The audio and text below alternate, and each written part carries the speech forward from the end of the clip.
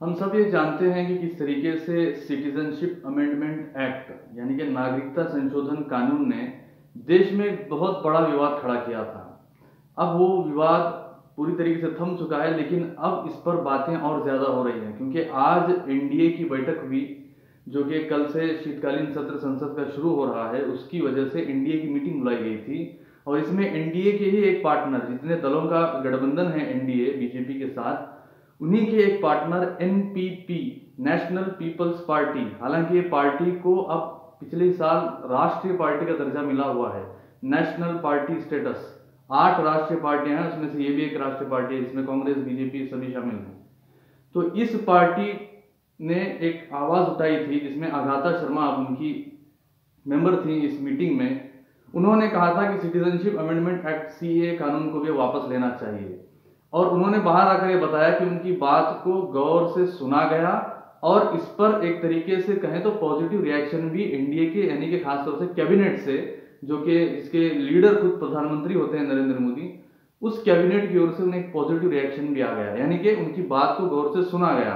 अब सवाल इससे यही उठ रहा है कि किस तरीके से तीनों कृषि कानूनों को सरकार ने वापस लिया चुनाव की बदौलत। चुनाव अब आ रहे हैं उत्तर प्रदेश में खासतौर से, तो उसकी वजह से कृषि कानूनों को उन्हें वापस लेना पड़ा पूरे 1 साल बाद। अब इसे तो 2 साल पूरे हो गए हैं, उससे भी ज्यादा का वक्त हो गया है, मगर इस कानून को क्या अब केंद्र सरकार वापस लेगी?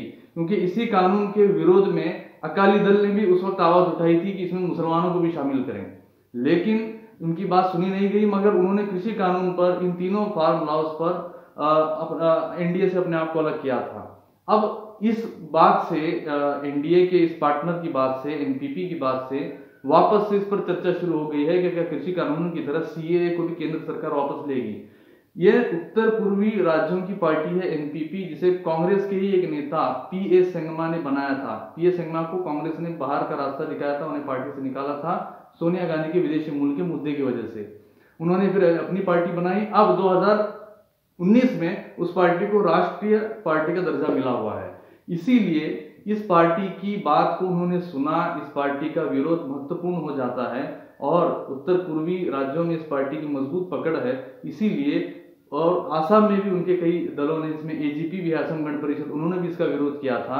बीजेपी के भी कई नेताओं ने इस कानून का विरोध किया था। उत्तर पूर्वी भारत में, नॉर्थ ईस्ट इंडिया में, जहां पर 25 लोकसभा की सीटें आती हैं और 8 राज्य हैं, इसीलिए केंद्र सरकार अब इस पर गंभीरता से विचार करना हो सकता है कि शुरू कर दे, या फिर उनके थिंक टैंक्स ने उन्हें ये एक फीडबैक भी दिया होगा कि जिस तरीके उस वक्त भी, इसीलिए इस कानून को ठंडे बस्ते में उन्होंने डाल दिया, जिस तरीके से एनआरसी को डाल दिया था, अब वैसे ही सीएए की, हालांकि अभी तक उसे अपना नेशनल गैजेट में प्रकाशित तो नहीं किया गया या फिर उसको लेकर गाइडलाइंस भी जारी नहीं की गई हैं। ये एक महत्वपूर्ण बात है। बताया यही जा रहा था कि आसाम के चुनाव तक सरकार रुकेगी, आसाम के बाद इसको लागू करेगी, मगर अब तक लागू नहीं किया गया है। ऐसे में एक और पार्टनर ने इसका विरोध किया और एनडीए की इस महत्वपूर्ण मीटिंग में इसको वापस लेने की मांग की और उनकी मांग को सुना भी गया।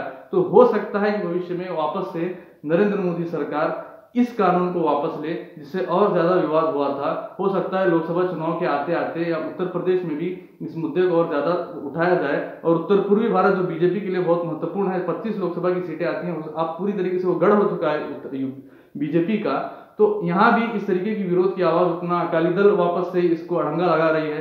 तो हो सकता है कि मोदी सरकार इस पर विचार करे और जिस तरीके से एक सरप्राइज हमें देखने को मिला फार्म लॉज के ऊपर कि उन्होंने किस तरीके से कृषि कानून वापस ले लिया, सीए को भी हो सकता है कि वापस ले लें, क्योंकि इस सरकार के बारे में प्रेडिक्शन करना मुश्किल हो सकता है। लेट निर्णय ले, बहुत देर से ले, लेकिन हो सकता है इस पर निर्णय हो।